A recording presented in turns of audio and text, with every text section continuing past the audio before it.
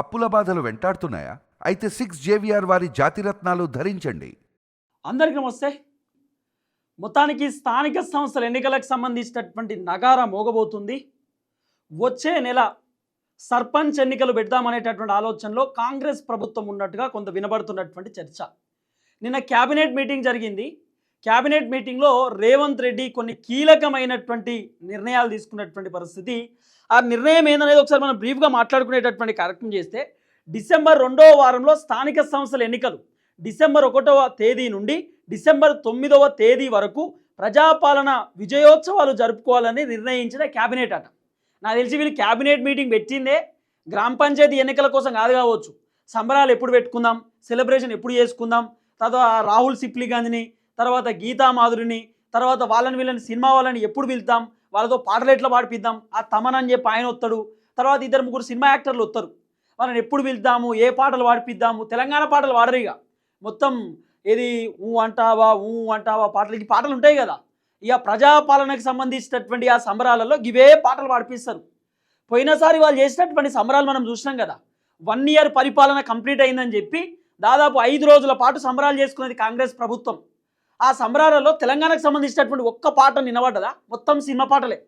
ఆ సినిమా పాటలు ఎందుకు పెట్టిరో, ఆ సెలబ్రిటీలు ఎందుకు వచ్చిరో ఏం కథనో అర్థం కాలే. ఆంధ్ర నుండి తెలంగాణకు బతకనీకి వచ్చినటువంటి సెలబ్రిటీలు కూడా పాటలు పాడిరు.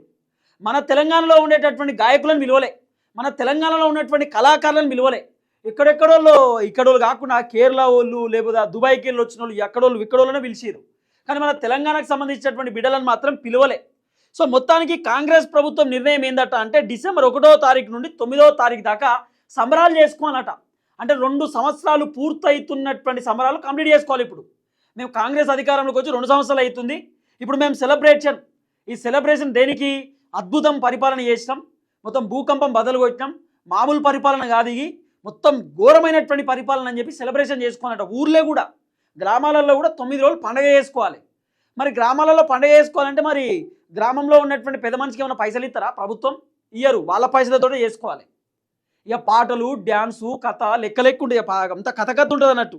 తర్వాత ఇక నిర్ణయించిన క్యాబినెట్ దీంతో డిసెంబర్ 2వ వారంలో స్థానిక సంస్థల ఎన్నికల నోటిఫికేషన్ విడుదల చేయాలనే ఆలోచనలో తెలంగాణ ప్రభుత్వం ఉందట. అంటే మొదటి వారం మొత్తం కూడా, డిసెంబర్ మొదటి వారం మొత్తం సెలబ్రేషన్స్ ఉంటే 2వ వారంలో ఎన్నికలకు సంబంధించినటువంటి నోటిఫికేషన్ విడుదల చేసినటువంటి ఆలోచనలో ఉన్నారు. ఇక ఎన్నికల నోటిఫికేషన్ వచ్చిన తర్వాత ఇటు ఎంపీటీసీలు, జెడ్పీటీసీలు, సర్పంచ్లు రెడీ అవుతారు. ఇక ఎవరెవరు పోటీ చేయాలి, ఏం కథ అనేది సిద్ధమవుతారు. వాస్తవానికి చాలామంది డీలా పడిపోయారు. ఎన్నికలు మొన్ననే జరుగుతాయని అనుకున్నారు, ఎన్నికలు ఇప్పుడే జరగవు, జూబ్లీ హిల్స్ ఉప ఎన్నిక కంటే ముందే ఎన్నికలు జరుగుతాయని చెప్పి చాలామంది ఆశావాహులు భావించారు. ఇక అప్పుడు రేవంత్ అన్న 69% రిజర్వేషన్కి సంబంధించినటువంటి వ్యవహారాన్ని తెరపైకి తీసుకొచ్చిండు. ఇక నేను వాళ్ళకి ఇంత ఇస్తా, వీళ్ళకి ఇంత ఇస్తా, బీసీలకు 42%, ఎస్సీ ఎస్టీలకు ఇంత శాతం అని చెప్పి 69% రిజర్వేషన్ పట్టుకొచ్చిండు. అవి తర్వాత హైకోర్టులో పిటిషన్ వేసిర్రు, సుప్రీంకోర్టు దాకా పంచాయతీ పోయింది. హైకోర్టు చాలా క్లియర్ కట్గా చెప్పిర్రు, లేదు పాత రిజర్వేషన్ల పద్ధతి ప్రకారమే ఎలక్షన్స్ పెట్టుకోండి, 69% రిజర్వేషన్లు అనేది వర్కౌట్ కాదు, 50% మించకుండా రిజర్వేషన్లు పెట్టుకోండి, ఇబ్బంది లేదు, ఎన్నికలు నిర్వహించుకోండి, ఎన్నికలను అడ్డుకుంటలేం, కేవలం రిజర్వేషన్లను మాత్రమే అడ్డుకుంటున్నామని చెప్పి హైకోర్టు చెప్పేటటువంటి కార్యక్రమం చేశారు. తర్వాత రేవంత్ అన్న సుప్రీంకోర్టుకు పోతే, హైకోర్టు చెప్పిన తర్వాత సుప్రీంకోర్టుకి ఎందుకు వచ్చిర్రు, మీకు ఆల్రెడీ టైం ఇచ్చారు కదా, ఆ టైంలోనే తేల్చుకోండి అని చెప్పి చాలా క్లియర్గా సుప్రీంకోర్టు కూడా చెప్పినారు. తర్వాత సుప్రీంకోర్టులో రెడ్డి జాగృతికి సంబంధించినటువంటి లీడర్లు కూడా పిటిషన్ వేస్తే, హైకోర్టులో కేసు పెండింగ్లో ఉన్నప్పుడు సుప్రీంకోర్టుకి ఎందుకు వచ్చిందని సుప్రీంకోర్టు తిట్టినారు. తర్వాత రెడ్డి జాగృతులు కూడా సైలెన్స్ అయిపోయారు. ఓవరాల్గా చూసుకుంటే పాత పద్ధతుల ప్రకారం ఎన్నికలు జరిగేటటువంటి అవకాశం కనబడుతున్నది. అంటే కేసీఆర్ హయాంలో ఏదైతే 50% రిజర్వేషన్ ఉంటుండేనో, కేసీఆర్ హయాంలో ఉన్నట్టుగానే ఇప్పుడు కూడా అదే పద్ధతి ప్రకారం రిజర్వేషన్లు జరిగేటటువంటి అవకాశం కనబడుతున్నది. అంటే ఈ సర్పంచ్ ఎలక్షన్స్ కేసీఆర్ బాటలోనే రేవంత్ రెడ్డి నడిచేటటువంటి సిచ్యువేషన్లు కనబడుతున్నాయి. మరి ఈ రిజర్వేషన్ ఎట్లా ఇస్తారు, ఏం కథ అంటే, సేమ్ కేసీఆర్ ఏదైతే బీసీలకు ఎక్కువ శాతం ఇచ్చి ఎస్సీ ఎస్టీలకు ఇచ్చిండో అదే విధంగా పాత పద్ధతుల ప్రకారం రిజర్వేషన్లు జరిగేటటువంటి సిచ్యువేషన్స్ ఉన్నాయి. కేసీఆర్ గతంలోనే చెప్పిండు, రేవంత్ రెడ్డి 69% అంటుండు, బీసీలకు 42% ఇస్తా అంటుండు, ఆయనకు అర్థమైతలేదు, అది వర్కౌట్ కాదు, మేము కూడా గతంలో ప్రయత్నించినాం, అదంతా వర్కౌట్ కాలేదని చెప్పి కేసీఆర్ గతంలోనే చెప్పిండు. 40% కేసీఆర్ కూడా అప్పట్లో ఇద్దామని అనుకున్నాడు, కానీ వర్కౌట్ కాలే. కోర్టు పోయినా కేసీఆర్ గెలవలే. కేసీఆర్కి తెలుసు కదా రేవంత్ రెడ్డి ఏదో చేద్దాం అనుకుంటున్నాడు, వర్కౌట్ కాదనే విషయం కేసీఆర్ తెలుసు, గతంలోనే చెప్పిండట. రేవంత్ రెడ్డి కొంతమందితో చెప్పించిండట. అది కాని పని రేవంత్ రెడ్డికి చెప్పుర్రి, అనవసరంగా ప్రభుత్వం పరువు పోతుంది, వద్దని చెప్పుర్రి, ఇక లైట్ తీసుకోమని చెప్పుర్రి, పాత పద్ధతుల ప్రకారం ఎలక్షన్స్ నిర్వహించమని చెప్పురని కేసీఆర్ వేరే వాళ్ళతో సజెషన్ ఇచ్చినా రేవంత్ అన్న వినలే. లేదు 42% ఇస్తాం, బీసీలకు పెద్దపీట వేస్తాం, 69% వర్కౌట్ చేస్తాం, ఇట్లా రకరకాలుగా మాట్లాడేటటువంటి కార్యక్రమం చేసినారు. సీన్ కట్ చేస్తే రిజర్వేషన్ పూర్తి స్థాయిలో ఫెయిల్ అయిపోయినటువంటి అంశాన్ని మనం చూసినాం. ఇప్పుడు కాంగ్రెస్ ప్రభుత్వం చెప్తున్న మాట ఏంది, మేము పార్టీతోటి అంటే పార్టీ నుండి మేము రిజర్వేషన్లు ఇస్తామంటున్నారు. పార్టీ పరంగా రిజర్వేషన్లు ఇస్తారట, కానీ ఇక ఈ కోర్టు పరంగా లేకపోతే లీగల్గా రిజర్వేషన్ మాత్రం వర్కౌట్ అయ్యే అవకాశం లేదు. మరి పార్టీ పరంగా రిజర్వేషన్ అంటే ఎట్లా అంటే జెడ్పీటీసీ ఎంపీటీసీకి సంబంధించినటువంటి అభ్యర్థులకు సంబంధించిన వ్యవహారం మాత్రమే ఉండొచ్చు. మిగతా సర్పంచ్ ఎలక్షన్స్కి సంబంధించినటువంటి ఏదైతే ఇక్కడ బీసీలకు వచ్చింది, ఇక్కడ ఎస్సీలకు వచ్చింది, ఇక్కడ ఎస్టీలకు వచ్చింది అనేటటువంటి అంశం ఉందో అవన్నీ ఎగిరిపోయేటటువంటి అవకాశాలు కనబడతా ఉన్నాయి. ఎట్లా అంటే కాంగ్రెస్ పార్టీ నుండి మేము రిజర్వేషన్లు ఇస్తామని చెప్పి పార్టీ చెప్తున్నటువంటి వ్యవహారం. కాంగ్రెస్ పార్టీ నుండి రిజర్వేషన్లు ఎవరెవరికి ఇస్తారు, ఎంపీటీసీలు తర్వాత జెడ్పీటీసీలకు సంబంధించినటువంటి వ్యవహారంలో రిజర్వేషన్లు వర్కౌట్ అవుతాయి. ఎట్లా వర్కౌట్ అవుతాయి అంటే ఎంపీటీసీ జెడ్పీటీసీకి టికెట్లు ఇవ్వాలి, బీఫామ్లు ఇవ్వాలి. ఈ బీఫాము బీసీ అభ్యర్థులకు ఇచ్చేటటువంటి అవకాశం ఉండొచ్చు. అంటే బీసీ అభ్యర్థులకు ఎక్కువ శాతం కేటాయించేటటువంటి కార్యక్రమం కాంగ్రెస్ పార్టీ చేయవచ్చు. అంటే వాళ్ళ పార్టీ నుండి ఎవరినైనా అభ్యర్థిని పెట్టుకుంటారు, బీసీ అయినా ఎస్సీ అయినా ఎస్టీ అయినా వాళ్ళ ఇష్టం, ఎవరికైనా బీఫామ్ ఇవ్వచ్చు. అట్లా ఎంపీటీసీ జెడ్పీటీసీకి సంబంధించిన అభ్యర్థులకు బీసీలకు ఎక్కువ శాతం టికెట్లు వచ్చే అవకాశం ఉన్నది. ఎందుకంటే బీఫామ్లు పార్టీ టికెట్ ఇవ్వాలి కాబట్టి.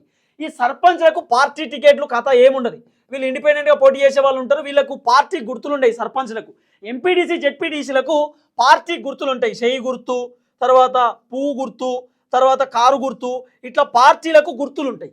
కానీ సర్పంచ్ ఎన్నికలలో పార్టీ గుర్తులు ఉండయి, పార్టీకి సంబంధించినటువంటి వ్యవహారం ఉండదు. వాళ్ళు ఓసారి రోడ్ రోలర్ గుర్తు, గ్యాస్ గుర్తు, చపాతీ గుర్తు, అన్ని గుర్తులు వస్తాయి ఇక సర్పంచ్లకు. కాబట్టి సర్పంచ్లకు సంబంధించినటువంటి వ్యవహారంలో రిజర్వేషన్లు వర్కౌట్ అయ్యేటటువంటి అవకాశం కనబడతలేదు. ఇప్పుడు చాలామంది జనాలు కన్ఫ్యూజన్లో ఉన్నారు. రేవంత్ రెడ్డి గతంలో ఇచ్చినటువంటి ఏదైతే రిజర్వేషన్ ఉందో, అంటే ఈ గ్రామ పంచాయతీలో బీసీలకు వచ్చింది, ఈ గ్రామ పంచాయతీలో ఎస్సీలకు వచ్చింది, ఈ గ్రామ పంచాయతీలో ఎస్టీలకు వచ్చింది, ఈ గ్రామ పంచాయతీలో జనరల్ వచ్చిందని చెప్పి రేవంత్ రెడ్డి మొత్తం గ్రామ పంచాయతీ రకంగా ఆల్రెడీ ఆయన ఒక జీవో పాస్ చేసిండు. మరి ఆయన పాస్ చేసినటువంటి జీవో వర్కౌట్ అవుతుందా అంటే కేవలం జెడ్పీటీసీ ఎంపీటీసీకి సంబంధించినటువంటి టికెట్ల విషయంలో మాత్రమే పార్టీ రిజర్వేషన్లు కేటాయించేటటువంటి అవకాశం ఉండొచ్చు. సర్పంచ్ ఎన్నికలకు సంబంధించినటువంటి వ్యవహారంలో గత ప్రభుత్వం కేసీఆర్ హయాంలో ఎట్లయితే ఎలక్షన్స్ జరిగినాయో ఇప్పుడు కూడా సర్పంచ్కి సంబంధించినటువంటి ఎన్నికలలో గట్లనే జరిగేటటువంటి సిచ్యువేషన్స్ ఉన్నాయి. కాబట్టి ఎక్కడెక్కడైతే మా బీసీలకు వచ్చింది, మా ఎస్సీలకు వచ్చింది, ఎస్టీలకు వచ్చిందని సర్పంచ్లు ఎవరెవరైతే అనుకుంటున్నారో మీరు భ్రమపడకండి. అదంతా తారుమారు అయ్యేటటువంటి అవకాశాలు కనబడతా ఉన్నాయి. తారుమారు అయితే అంటే 50% రిజర్వేషన్ ఉండేటటువంటి సిచ్యువేషన్స్ కనబడతా ఉన్నాయి. పార్టీ బీఫామ్లు ఇచ్చేటటువంటి విషయంలో పార్టీ ఏదైనా బీఫామ్ ఇచ్చుకోవచ్చు ఎవరికైనా. బీసీలకు ఇస్తారా, ఎస్సీలకు ఇస్తారా, ఎస్టీలకు ఇస్తారా, ఓసీలకు ఇస్తారా, లేకపోతే ఇంకా వేరే కులాలకు ఇస్తారా అనేది పార్టీ వ్యవహారం. కానీ సర్పంచ్లకు సంబంధించిన వ్యవహారంలో మాత్రం రిజర్వేషన్లు పద్ధతి ప్రకారమే జరుగుతుంది. సర్పంచ్లకు టికెట్ ఇవ్వడానికి ఏముండదు. మరి వాళ్ళ బీసీలు ఎక్కడైతే పాత రిజర్వేషన్ల ప్రకారం ఉంటుందో ఆ పాత రిజర్వేషన్ల ప్రకారం అంటే కేసీఆర్ హయాంలో ఎట్లయితే ఎన్నికలు జరిగినాయో ఇప్పుడు కూడా అదే ప్రకారం ఎన్నికలు జరిగేటటువంటి అవకాశాలు కనబడుతున్నాయి. కాబట్టి మొత్తానికి కేసీఆర్ బాటలో సర్పంచ్ ఎన్నికలు జరిగేటటువంటి సిచ్యువేషన్స్ ఉన్నాయి. దీంట్లో 2 విషయాలు నేను మీకు చెప్పేటటువంటి కార్యక్రమం చేస్తా. ఈ సర్పంచ్ ఎన్నికలు 2 పార్టీలకు అత్యంత కీలకమైనటువంటి ఎన్నిక. ఏ 2 పార్టీలకు అంటే ఒకటి ప్రతిపక్ష బీఆర్ఎస్ పార్టీకి, రెండవది అధికార కాంగ్రెస్ పార్టీకి. ఈ 2 పార్టీలకు చాలా కీలకమైనటువంటి ఎన్నిక. ఈ కాంగ్రెస్ పార్టీ బాధ ఏంది, 64 సీట్లు మనం రూరల్లో గెలిచినాం, రూరల్లో 64 సీట్లు గెలిచినాం. 39 సీట్లు ఒక 2-3 మినహాయిస్తే మిగతా సీట్లన్నీ దాదాపు 95% నుండి 90% సీట్లన్నీ కూడా హైదరాబాద్ అర్బన్లో గెలిచింది. ఏది బీఆర్ఎస్ పార్టీ. మొన్న జరిగినటువంటి 2023కు సంబంధించినటువంటి అసెంబ్లీ ఎన్నికలలో కాంగ్రెస్ అధికారంలోకి వచ్చింది. రూరల్ ప్రాంతాలలో జనం ఓట్లేసి, అంటే ఊళ్ళో ఉన్నటువంటి జనం ఓట్లేసి కాంగ్రెస్ ప్రభుత్వాన్ని ఏర్పరచుకున్నారు. హైదరాబాద్లో ఉన్నటువంటి జనం మొత్తం కూడా బీఆర్ఎస్ పార్టీకి ఓటేసి బీఆర్ఎస్ పార్టీని ఇక్కడ వాళ్ళు కొంత బలంగా తీసుకొచ్చారు. అయితే కేసీఆర్ వర్షన్ ఏంది, మనం సిటీకే పరిమితం అయిపోయినాం, పల్లెటూర్లలో మనం ఎమ్మెల్యే సీట్లు గెలవలేకపోయినాం, పల్లెటూరు జనం మన పైన పూర్తి స్థాయిలో వ్యతిరేకంగా ఉన్నారు, మరి మన పైన వ్యతిరేకంగా లేరు అని చెప్పి ఎప్పుడు కన్ఫర్మ్ అవుతుంది, పల్లెటూరులో ఉన్నటువంటి జనం బీఆర్ఎస్ పార్టీని గెలిపించుకున్నప్పుడు.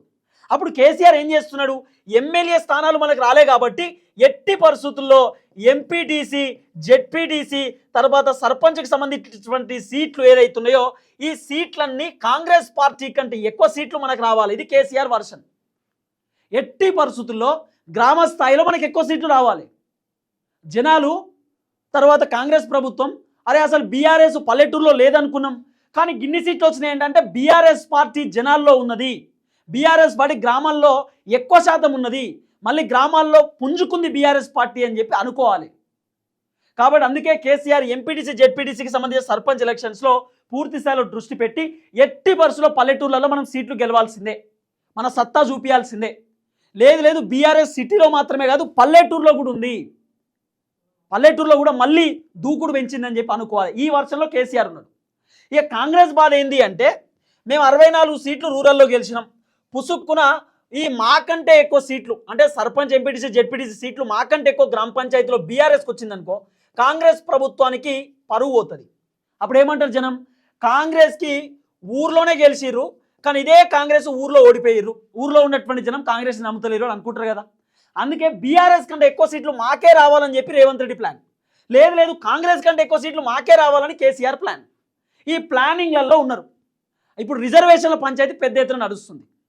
మొత్తానికి మొదటి వారంలో 9 రోజులు సంబరాలు కాంగ్రెస్ ప్రభుత్వం చేసుకుంటే రెండో వారంలో ఎన్నికలు నిర్వహించేటటువంటి కార్యక్రమం చేయబోతున్నారట. ఇంకా డిలే కూడా కావచ్చు, ఎందుకంటే ఇప్పుడు 10వ తరగతి పోరగాళ్ళకి వాళ్ళకి ఎగ్జామ్స్ ఉన్నాయి, తర్వాత ఇదే ఇంటర్ ఎగ్జామ్స్ కూడా ఏదో ఉన్నాయట. ఈ ఎగ్జామ్స్ అదోటి ఇదోటి ఉన్నటువంటి నేపథ్యంలో కొంత డిలే అయ్యేటటువంటి అవకాశాలు కూడా కనబడుతున్నాయి. ఇవన్నీ రకరకాలుగా వినబడుతున్నటువంటి చర్చ. చూద్దాం ఏం జరగబోతుందనేది. మొత్తానికి ఎన్నికలు మాత్రం నగార మోగినటువంటి పరిస్థితి. ఈ ఎన్నికల టెన్షన్లో ఓవైపు అభ్యర్థులు ఉన్నారు. వాస్తవానికి చెప్పాలంటే చాలామంది అభ్యర్థులు నారాజు అయిపోయారు. మేము పోటీ చేస్తామని చెప్పి మొన్న ఎన్నికల సౌండ్ వచ్చినప్పుడు, ఎన్నికల ఊపు వచ్చినప్పుడు నేను రెడీగున్నా అని చెప్పి దీపావళి పండుగ పూట మస్తుగా పైసలు పంచారు, బతుకమ్మ చీరలు పంచారు.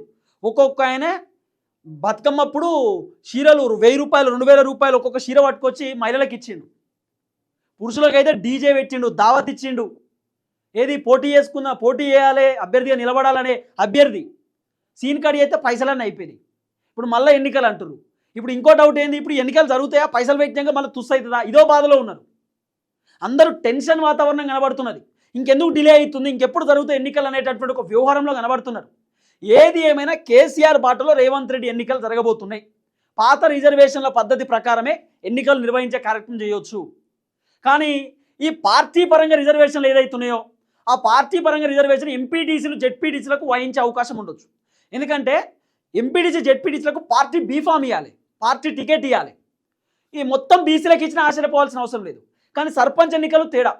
సర్పంచ్ ఎన్నికలు ఎందుకు డిఫరెంట్ తేడా అంటున్నా అంటే సర్పంచ్ ఎన్నికలలో పార్టీ బీఫామ్లు, పార్టీ గుర్తులు ఉండయి. ఇండిపెండెంట్గా పోటీ చేసే వాళ్ళు ఉంటారు, వాళ్ళు పార్టీ పేరు లేకుండా నార్మల్గానే పోటీ చేయాలి. సరే బీఆర్ఎస్ మద్దతున్నా, కాంగ్రెస్ మద్దతున్నా మద్దతు అంటారు తప్ప పార్టీ బీఫామ్ అనరు, పార్టీ గుర్తులు అనరు. వాళ్ళకంటే సపరేట్ గుర్తులు ఉంటాయి. కాబట్టి సర్పంచ్ ఎలక్షన్స్, ఎంపీటీసీ, జెడ్పీటీసీ చాలా డిఫరెంట్ ఉంటుంది. చూద్దాం ఏం జరగబోతుంది అనేది.